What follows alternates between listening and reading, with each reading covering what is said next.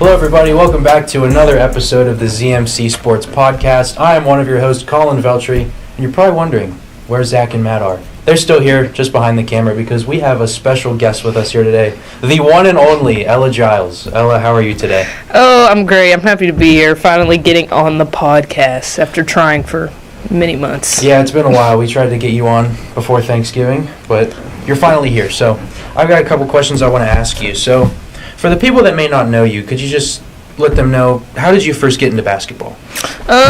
Well, I'm from Huntington, West Virginia, and I've been playing basketball since I was 4 years old. I grew up playing at the YMCA with a bunch of boys for like the first 4 years of basketball, so I've always played kind of rough and like a dude my whole life. But yeah, that's pretty much how it started. Then I started playing travel ball in like second grade, and just from then on always played, and then now I'm here in college. That's awesome. So was basketball always like, when did you know that basketball was kind of your thing? Pretty much from the jump. I played basketball and soccer to start. I feel like everybody plays soccer though. Yeah. And I'm just like, this isn't for me. Too much running, too much kicking a ball. Like, I need to do something else, and I hate outdoor sports. So I went to basketball. Then I played volleyball in high school, middle school and high school, and I'm like, basketball just is above all this. So that's when I kind of knew that that's what I wanted to do. Yeah, I feel like everybody kind of played soccer. I feel like that was the default sport as a Literally. kid. So the second question I have is, what's something that most people don't see or understand about being on a women's college basketball team? I will say, like, when I first came, like, it's just like a huge jump from high school to college. Like, the speed is so much faster, and you have to like meet a whole new group of girls, be able to go to class and come back and go to practice. Like, it's just like a lot, and it can be overwhelming if you're not prepared for it, really. But it's a lot. It's as tough as people tell you it is. So it's just a lot of work. But once you get used to it, once you get past that preseason, which is the worst, then you're fine, and it's a lot of fun. Yeah, would you say it's kind of like, what would you say was different moving from high school basketball to college basketball? Like I said, the speed and the competition, and the girls are a lot stronger. Like, because every year, like when you go to high school, you're a freshman playing against girls a lot older than you. You feel the same way until you're a senior. So now I'm a freshman all over again, and I'm playing against 23-year-old women, and I'm 19 years old, and I'm just getting bullied around. But it comes with it, and you just have to get used to playing and stuff like that, and you'll get it all under control. Next question I have is, what helps you stay motivated and confident throughout a long season? Definitely, you just have to lean into your teammates and be close with them, because if you are miserable with your teammates and just keeping yourself miserable, then you won't be happy. You have to kind of keep yourself busy, lean into your teammates, and then my dad, he's always there, so he always picks me back up and stuff like that whenever I'm feeling down.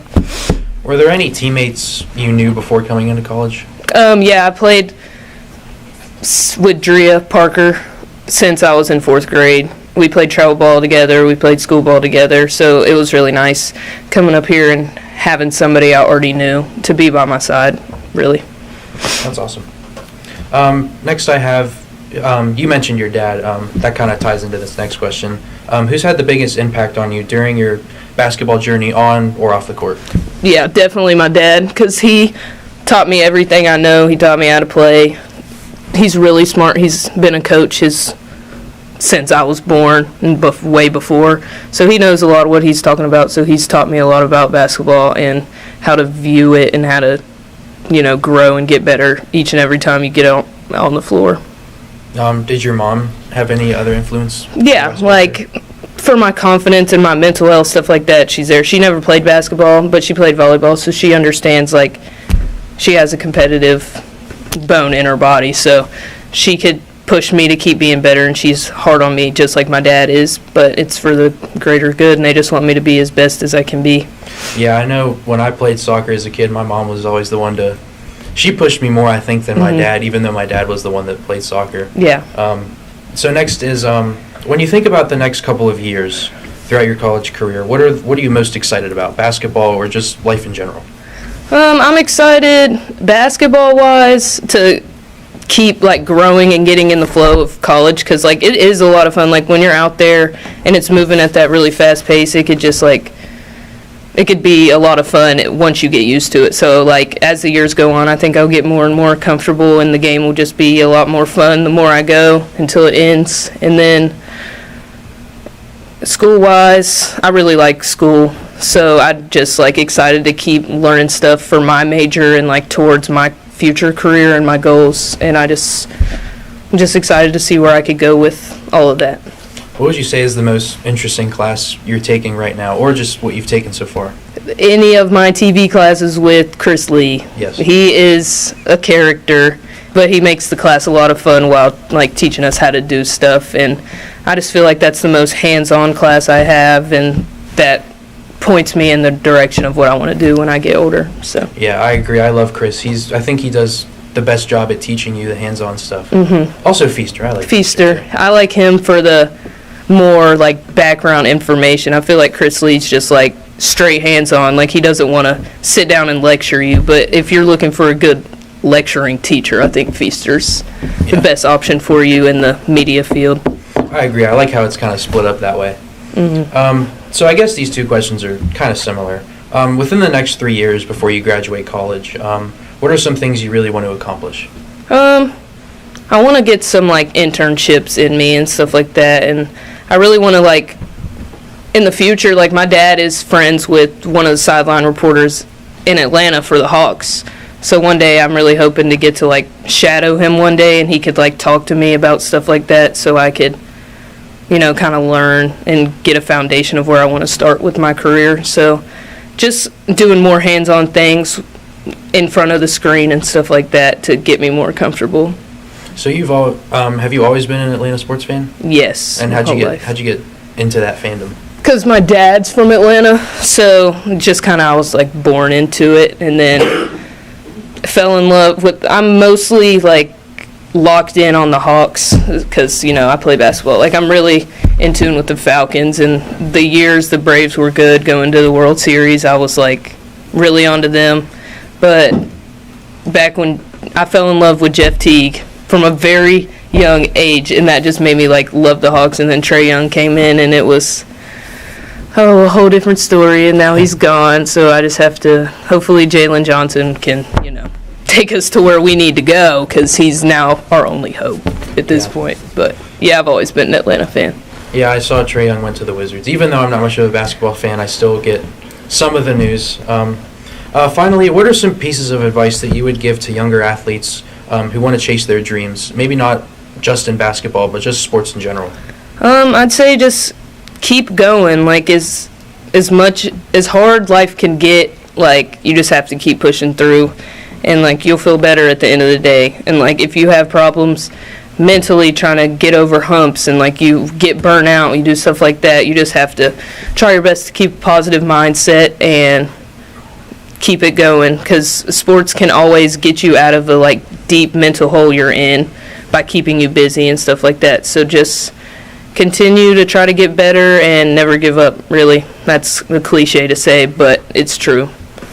All right, well, Ella, that's all I've got for you. I appreciate you taking the time out of your day to join us on this silly little podcast here. Yes. But I enjoyed this interview. I hope you did as well. When we come back, we're going to review the AFC and NFC Championship games and any other NFL news that has happened within the last week. So don't go anywhere. We'll be right back.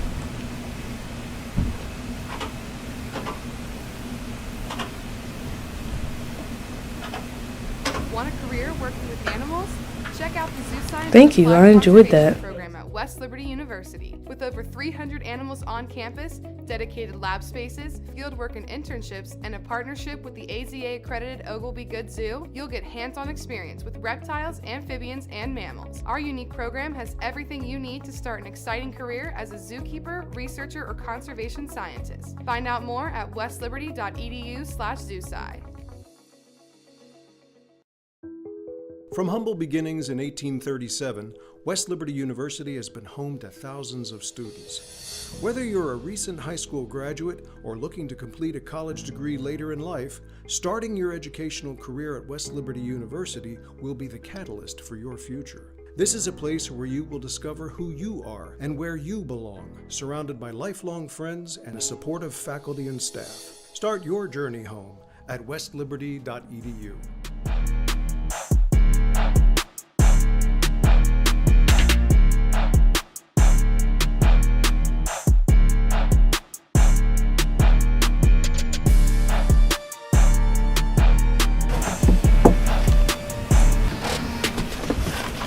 And welcome back on ZMC Sports Podcast.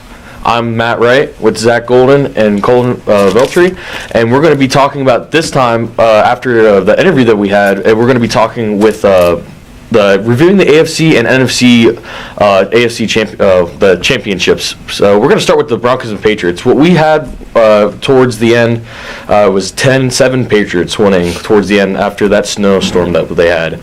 And I'm just going to go and read a little bit of stats there that we had. So we had Drake May. Drake May was down. He got 10 completions out of 21 pass attempts, had 86 yards with that, and just no touchdowns, no passing touchdowns. He had a rushing touchdown, but no passing touchdowns during that game because that Broncos defense is very strong with that. With Jared Stidham, he had 17 pass completions, 31 pass attempts, 133 passing yards, and only one passing touchdown. And then Booty, I think that's how you say it, right? Booty, he was the only person, the one person that was mainly targeted with Drake May, had 1 reception, 6 yards, and only a total of 2 targets. So I want to start with you guys kind of like reflecting on a couple of your guys' thoughts, just basically, what are you guys' thoughts about the AFC's game in general? Like what kind of things were you looking into? Well, if I had one word to describe the game, boring. That was a very low-scoring game. I really didn't enjoy the game just because the Broncos really just kind of ran the ball the whole time.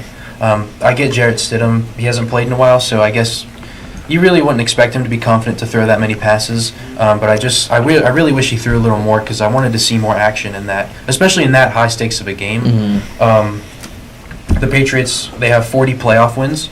That is tied for the most in NFL history. They're tied with the 49ers. And they have 6 Super Bowls, which is tied with my Steelers. So if they win the Super Bowl against the Seahawks, which we'll get to that later, if they win, they will have the most playoff wins of any team and the most Super Bowls of any team. So just kind of, I'm gonna actually ask a couple of questions or whatnot. With especially the beginning of like the play calling in general, Sean Payton's play calling, because he was the majority of the guy that's making the calls and making the shots. I kind of want to dive deep. I'm like, what was he thinking? You know what I mean with some of these things? Because there was a lot of plays, especially at the beginning when it was like it was 4th down and we were very well in field goal range, and it was especially how Will Lutz can kick for it, and we didn't take the easy points. We just, went for it, especially with Jared Stidham. Don't get me wrong. I like, a gutsy call. Yeah. But I think it's really, especially in the AFC Championships, you got to take the points where it's there. And I feel like we kind of, the Broncos kind of neglected that away. And especially Sean Payton, just because, he's that type of guy. Yeah. He's a very gutsy shot call. Speaking about Will Lutz, 2 missed field goals. I kind of, it really... the 2 missed field goals, it kind of really put a damper on a lot of things during that game as well. I mean, sure, something could go with weather. Most of it can go really well with that, or maybe the placement of it. But I felt like Will Lutz after in the postseason, it just not add up the way we wanted it to. But like I said, then again, we probably should have utilized Will Lutz more than we did this time. So I agree. I mean, that going for it on 4th down in the first quarter, I think it was, right? Mm-hmm. I'm kind of 50-50 on why he did that. I get why you would do it. You want to, I don't know how to explain it. You want to look like you're there to play. Yeah. But I also think you just get the points. Take the points you know you can get. But I also see why he went for it on 4th down. That's just my thoughts. I think like Sean Payton was overconfident. I think so. That's one thing about it was he was very overconfident. Was it windy outside? Most likely, because it was snowing. Yes. So that could have had everything to do with kicking, but also sometimes just like thinking like, oh, this is one of the most important games of the year. So right. Maybe kind of like getting in your own head. That could be an aspect. Yeah, I think they didn't take the Patriots seriously. Yeah. So what's going to go to my next question is, do you think the Broncos would have been in a better spot if Bo Nix did not injure his ankle, and more than likely probably would have been in the Super Bowl this coming week? Because I really think, I really think it's a good factor to understand that, mostly the defense is the biggest, strongest part of our the Broncos right now. Mm-hmm. But I feel like that key component of Bo Nix not being able to start in that AFC game, the most important game that we needed our starting quarterback, it really brought a lot of things down, the morale down, the more of the team aspect in general. So what are you guys' thoughts on that? Yeah, I really think if Bo Nix played, they would have beaten the Patriots, to be honest, because the only points, other than the field goal the Patriots got, the only touchdown was off of a Jared Stidham fumble. Yeah. And the defense recovered it. So even if that didn't happen, Broncos still would have won. So yeah. I think the Patriots just got lucky, to be honest. I think they did too, and also like with Bo Nix, remembering that fourth quarter comeback against the Giants, he can turn up, and like if he didn't break his ankle, I think the Broncos would have won. And Matt, like you said, I think if when Bo Nix got injured, they kind of just lost that.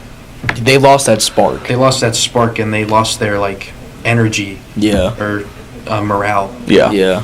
I think it really just reflects on just the reading the room essentially with the Denver Broncos. It really kind of put a lot of damper and everything like that. And obviously you want to have high hopes. Especially in the AFC Championship, you want to thrive to make sure you go to the Super Bowl. But losing one of the most important pieces on your team, the quarterback, it really just puts a lot of damper things onto you, and it puts a halt into your plans.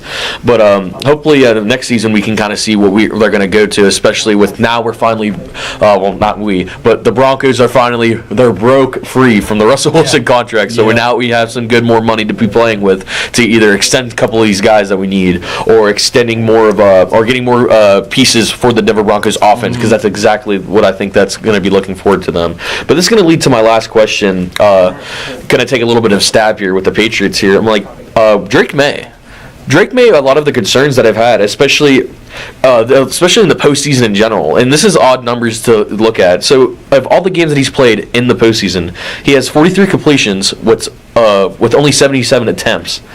His completion rating, his QBR rating is 55.8, and he only had 4 touchdowns with 2 turnovers with that. And with the yards that he had through all those games was 500. This is not normal, normal stats for Drake May. Yeah. You know what I mean? Especially if you've seen him during the regular season. It's not what we're used to in general. So it kind of just looking at it, was Drake May kind of carried from his defense? Did the defense do a lot of the workload than what Drake May did? So I'm going to just paint that to you guys. Kind of just. I think so. Really, also, if you look at the strength of their schedule, very easy schedule. There was a post that CBS came out with on Instagram, and it showed all of the head coaches that they faced and what happened to them after the season. The majority of them either stepped down or got fired. Yeah. I think only 3 or 4 of them stayed. Mm-hmm. So I really think they just had an easy schedule, and it was just really easy for Drake May to get through the regular season, get into the playoffs. So I think when he faced a real team like the Broncos, he kind of struggled a little bit. Yeah, it is also his second year too. You have to put that into the addition of it. But with having an easy schedule, it's you're gonna win either way, Yeah, and like I said, I'm not really trying to discredit too much. Especially since they kind of said the same thing with the Broncos, they're having the easy schedule or whatnot. Yeah. But regardless, it's at the same breath, you could kind of see where the true colors kind of go in the championship games. Yeah. You know what I mean? Because Drake May, he's a young quarterback, and I'm not going to take away his flowers. He's doing an amazing job as a second-year quarterback with the Patriots. Honestly, I'm kind of jealous for the Patriots in general. But regardless, I think just kind of going to those tough games, especially where champions were made, it really going to show, and especially in the Super Bowl, which I'm going to kind of go to talk about with the NFC, is is he actually going to perform the way he did during the regular season? Because postseason, we all know anything can happen. It's free game. So, but regardless of what happens to the Patriots in the Super Bowl, or even the Broncos, those are still 2 really fun teams to watch. Yeah. Oh yeah. I'm really excited. I'm not a Broncos fan, but I'm excited for next year. Yeah. Same with the Patriots. Alrighty, so we're gonna go on to the next thing of with the Seahawks versus the Rams or whatnot. the Seahawks, we're going to talk about a little bit about the stats here. We got Matthew Stafford. He had 22 completions with 35 attempts. He threw for 374 yards, 3 touchdowns with no interceptions.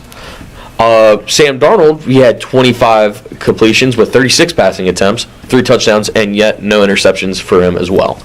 And then the last key component that we had on there, Puka Nacua, 9 receptions, 165 yards, 1 touchdown, but 14 targets. Yeah. So, what are you guys' thoughts about this game? I think it was a really good game, but the biggest play of it was the Zach Charbonnet 2-point conversion.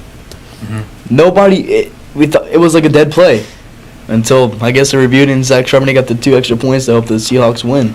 Yeah, I think another key component, the muffed punt by the Rams. Yeah. I think that play right there, I think, decided that the Seahawks were going to win. And one stat I have for the Seahawks is they're 4-0 in NFC Championship games now. The last time they were the 1 seed, they made the Super Bowl. This year they were the 1 seed, and they're going to the Super Bowl. Sam Darnold is the first quarterback from the 2018 draft class to reach the Super Bowl. But if I could describe this game in one word, this was fun. Yeah. Way more interesting than the AFC Championship game. And I think, especially, it's like a more of a divisional rival type of game too, and the NFC Championship, which is something that's always looking for good television or whatnot. Especially with these two teams, really good defense and a really good offense. With the Rams having the top offense, and then having a pretty all right defense. So that's gonna you kind of led into my question that I was gonna ask. Really, it's like Sam Darnold making history. He, like you said, in 2018, he's the first quarterback in that draft class to go to the Super Bowl. And you can say with notable names, we had Josh Allen, Baker Mayfield, Lamar Jackson. I mean, you got to think about this. Those are the guys that we just thought, Baker Mayfield, he kind of he had the same type of story with Sam Darnold a little bit. But Josh Allen and Lamar, they're supposed to be going to the Super Bowl. This is their time to shine with no Patrick Mahomes, are you kidding me? Yeah. This is supposed to be their time to shine, and they're just not. They're not there. Thinking about Sam Darnold, the amount of teams he's been in these past recent years. Yeah. The Vikings let him go. That's the reason why he went to Seattle, is because the Vikings let him go in. When Sam Darnold was on the Jets, he was claiming he was seeing ghosts. I guess now he's called the Ghost Hunter. Who knows? It's just really crazy to think. That his journey as a Jets quarterback and then going to Panthers and whatnot, and he kind of loses his morale a little bit. But then teams gave him a chance, especially with the Vikings and whatnot. And now look at with the Seahawks. There's nobody that really can say nothing about it. He made it to where he needed to be, and hopefully the Seahawks extend him for a little bit, keep him for a while, or maybe he can go somewhere else. But regardless, I think this kind of just revived Sam Darnold's career a little bit. It kind of really let people know that he's not to be pushed around anymore. He's the real deal. So. It's a pretty cool story. It kind of reminds me of Indiana football. Yeah, they didn't start out they both haven't been good for a while, but then all of a sudden now. This also reminds you of before injury Daniel Jones. That reminds you of when before Daniel Jones got injured. And then he got back in with the Colts. Yeah. Exactly what I'm thinking. So another thing that I wanted to know with another quarterback, Matthew Stafford, a lot of very questions and concerns with that is if he's staying with the Rams, because he might be retiring. That's a lot of comments. And Sean McVay, with his comments on it, when I saw on the Twitter post, actually, when I looked it up, comments after saying, when they asked, do you expect Matthew Stafford to stay?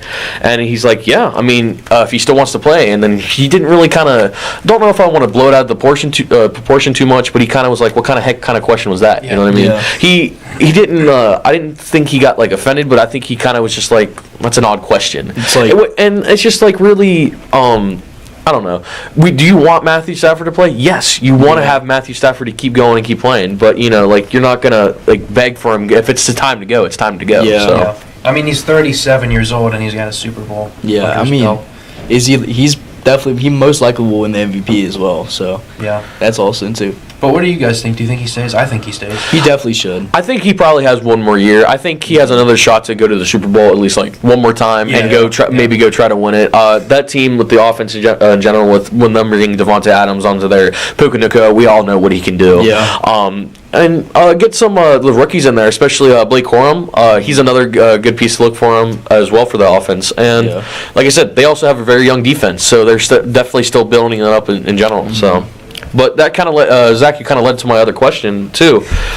Is Stafford the MVP, or who's MVP in general? Because we still named the quarterbacks. We got Matthew Stafford or Drake, Sam Darnold if you put him in there, or you got Drake May. Yeah. And there's a lot of questions and comments about that. So I'll let you guys decide what you think.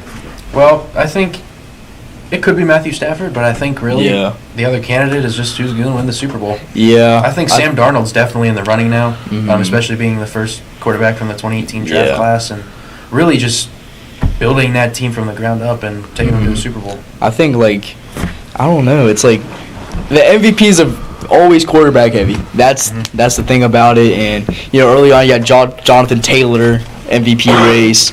Now it's like, Sam Darnold, Drake May, like what you guys said.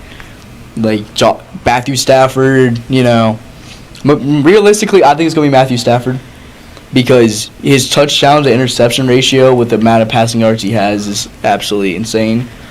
But I don't know. I think Sam Darnold should still get a lot of credit because he's the second quarterback all time to get 14 wins 2 seasons in a row. He's only behind Tom Brady in that category. Which is absolutely insane to think about. Does Sam Darnold equals Tom Brady? Question mark. All right, let's not get too crazy about that. Let's not get too crazy. But yeah, that's all I really had for those recaps and whatnot. So before we move on, I do want to talk about the Steelers. Earlier this week, the Pittsburgh Steelers hired Mike McCarthy as the new head coach. He is the 4th head coach for the Pittsburgh Steelers since 1969. We do have a graphic of his stats that we're going to pull up here. So in 2018, he finished 4-7-1 with the Green Bay Packers. That is when he got fired. 2019, he took a year off. He did not coach. In 2020, he went 6-10 with the Dallas Cowboys. From 2021 to 2023, he went 12-5. He made the playoffs all 3 of those years. 2024, he went 7-10, and then this past year, he obviously took a break. He did not coach. So I kind of want to pitch it to you guys. What do you think of the?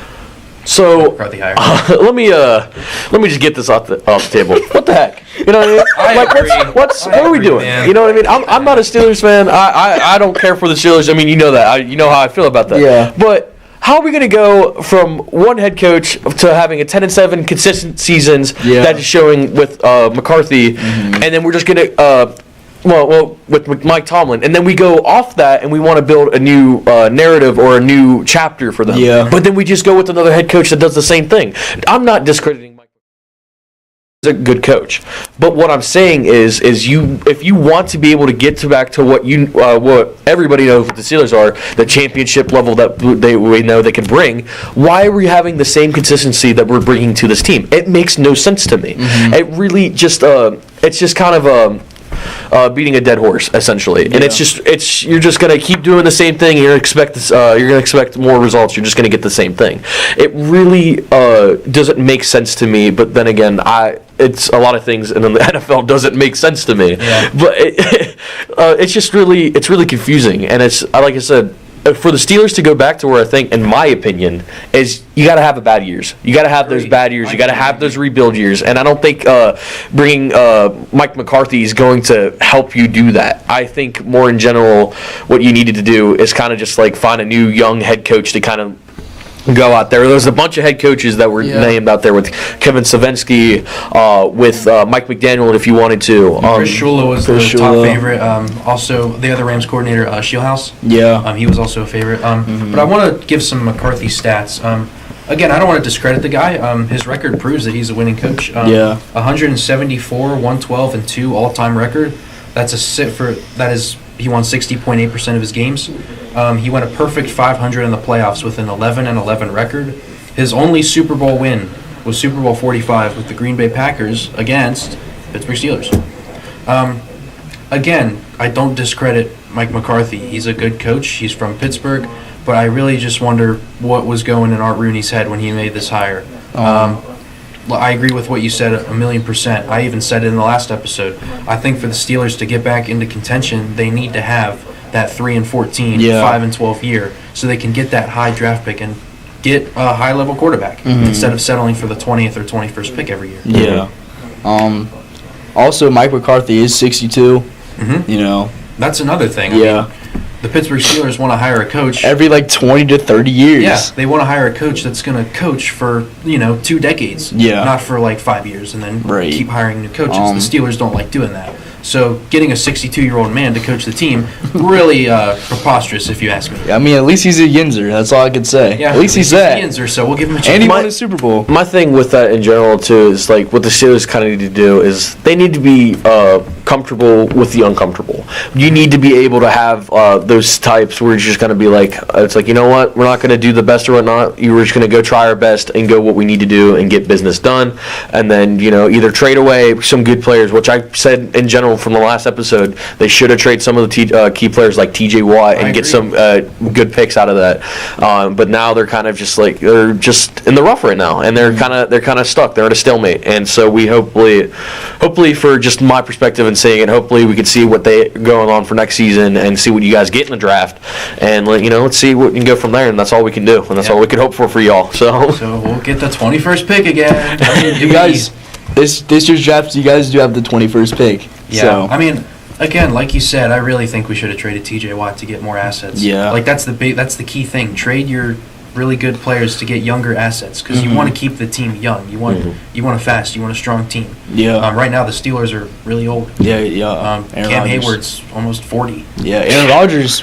He's 42. 40. Yeah. Is even Aaron Rodgers even staying? Even with Mike McCarthy there, I don't. I think that's also one of the reasons Art Rooney hired Mike McCarthy. Yeah. Because I think it's because that relation. He wanted Aaron Rodgers back, and I think he knew the only way he would come back is if he hired Mike McCarthy. I think it's because of that relation that they had together. Yeah. Or Aaron Rodgers is going to take another ayahuasca trip to Peru and go to, let's say, Buffalo. Who knows? But Mike McCarthy did say he really did enjoy Will Howard, and he think he's got a lot of potential. So definitely probably see. Too fired up. We got to move on. Alrighty. I guess the last thing I'm going to sneak in there with one more fire or whatnot. We actually recently today I just figured out that the GM from the Vikings after Sam Darnold going to the Super Bowl just got fired. Mm-hmm. So I guess I'm going to kind of give any thoughts, comments about that, because I'll say what I have to say last. But you guys, I got none. I don't watch the Vikings. I think they needed to, definitely.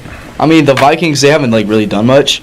No, they have the assets. They have Justin Jefferson, but with the way J.J. McCarthy's been playing, it's just so far it's not a good pick so far. And my thing with that in general with the Vikings, it really just had to.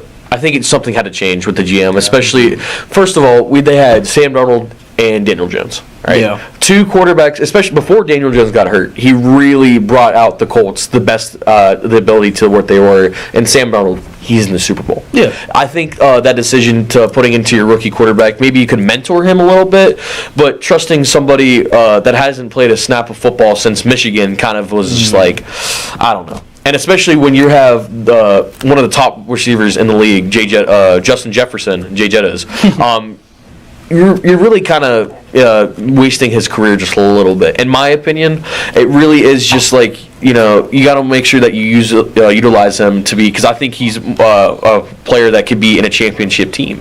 So you definitely need to have those all in, for your team to make sure that you go and do the best of your ability to especially in that tough division. You got to go out and you got to go get it. Yeah. So. But that's all we have for the NFL segment.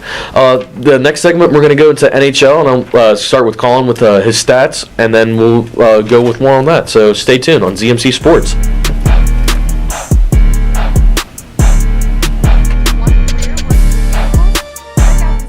And Applied Conservation Program at West Liberty University. With over 300 animals on campus, dedicated lab spaces, fieldwork and internships, and a partnership with the AZA-accredited Oglebay Good Zoo, you'll get hands-on experience with reptiles, amphibians, and mammals. Our unique program has everything you need to start an exciting career as a zookeeper, researcher, or conservation scientist. Find out more at westliberty.edu/zoosci.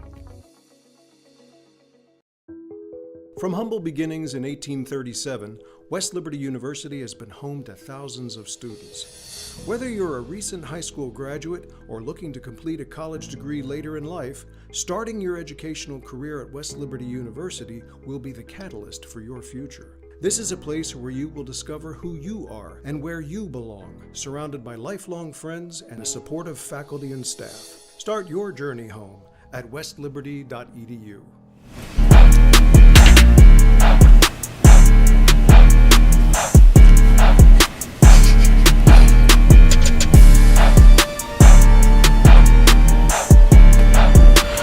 And welcome back to ZMC Sports.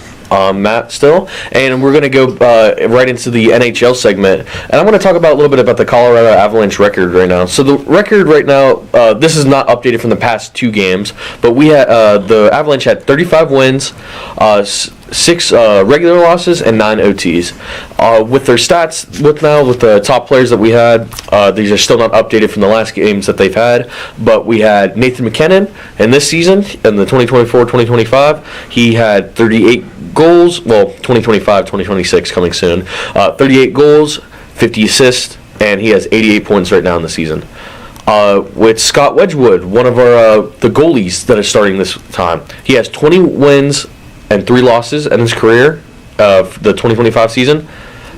His save percentage is .918, and with another character to name, Cale Makar, his goals are 11 in the season. He has 41 assists and 56 points. With the site that I have with Money Puck for the playoff chances, it looks like more unlikely that they will be going to the playoffs pretty much no matter what, and with a 12% of them winning the cup.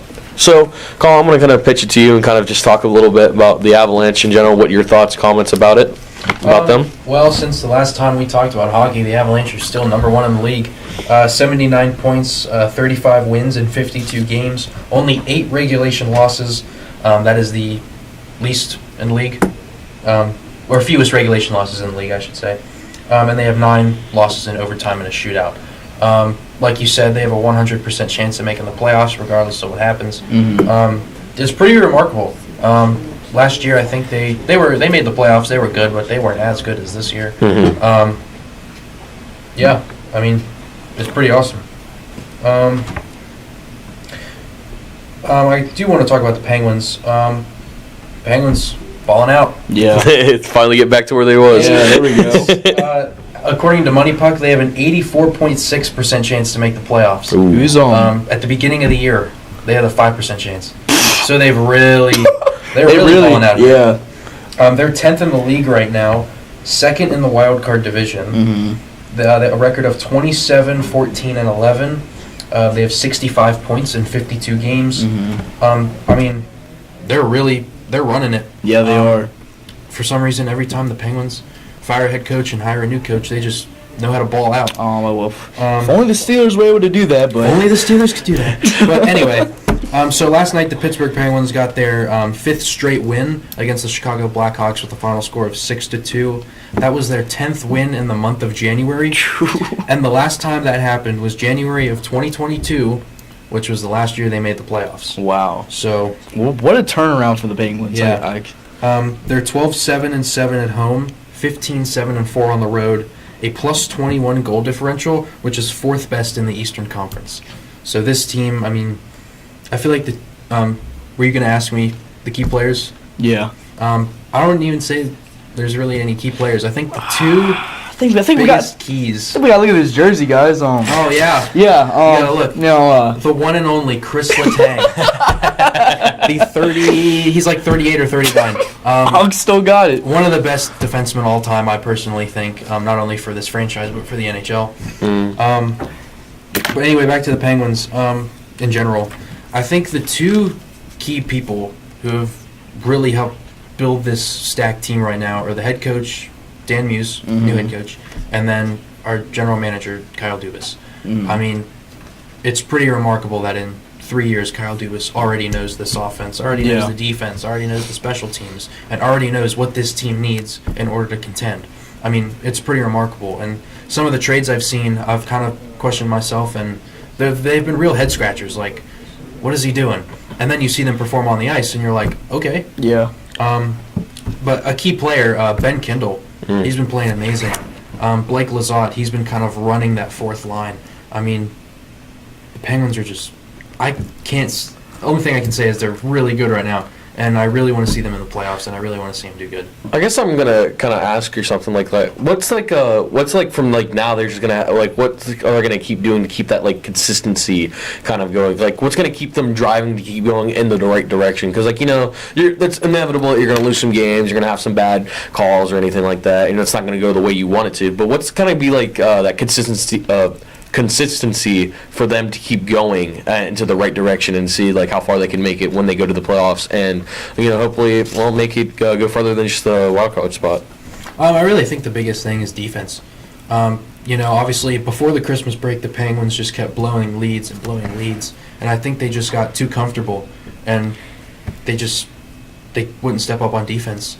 Obviously they've done a way better job of doing that now since after the Christmas break. But this past Sunday they played the Canucks and they were up 3-0. They still won 3-2, but towards the end of the game they let in another goal, and it's just kind of all of us were just kind of watching like not again, right? So I think just staying, just being good on defense and not letting up is the biggest thing to really help this team stay in the playoff race and potentially go farther in the playoffs. All right. Well, next, so Sunday, February 1st, first day of the month, the NHL will have their second regular season outdoor game. It'll be the Bruins and the Lightning for the 2026 NHL Stadium Series. That game will be played in Raymond James Stadium, home of the Tampa Bay Buccaneers. And you're probably wondering, why are they playing an outdoor game in Florida? I'm also wondering that. I don't know why. We do have a picture, though, of what the rink will look like. So they kind of have like obviously they're going for like a pirate theme here. Yeah, dude. They've got a map.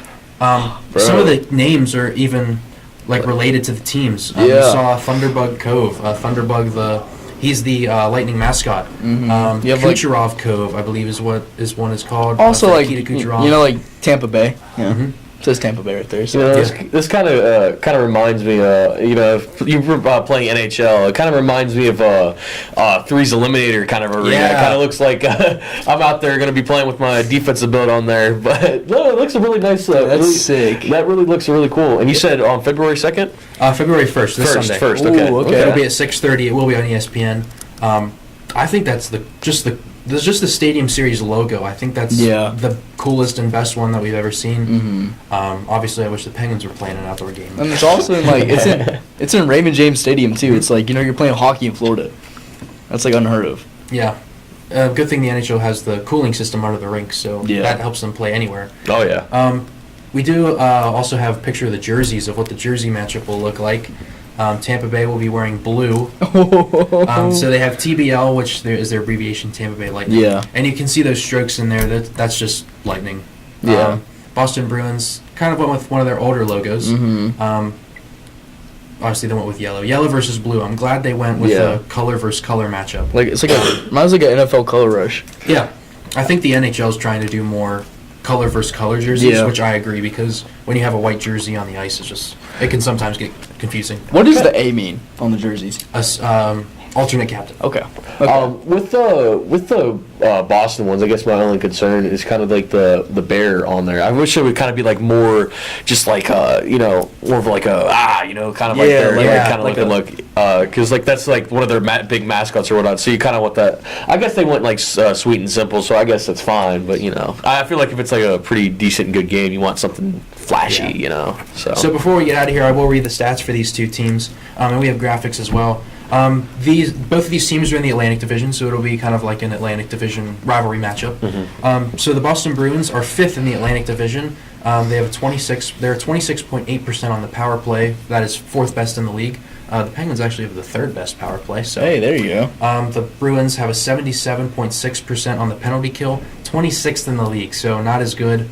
52% on the face-off, 6th best in the league. They're averaging 3.35 goals per game, which is 8th in the league, so pretty good.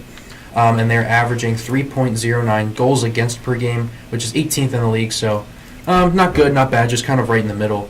And then the Tampa Bay Lightning, they are 1st in the Atlantic Division, 21.3% on the power play. That is 14th best in the league, 84.6% on the penalty kill, 2nd best in the league, 46.7% on the face-off, 30th best in the league, so not the best.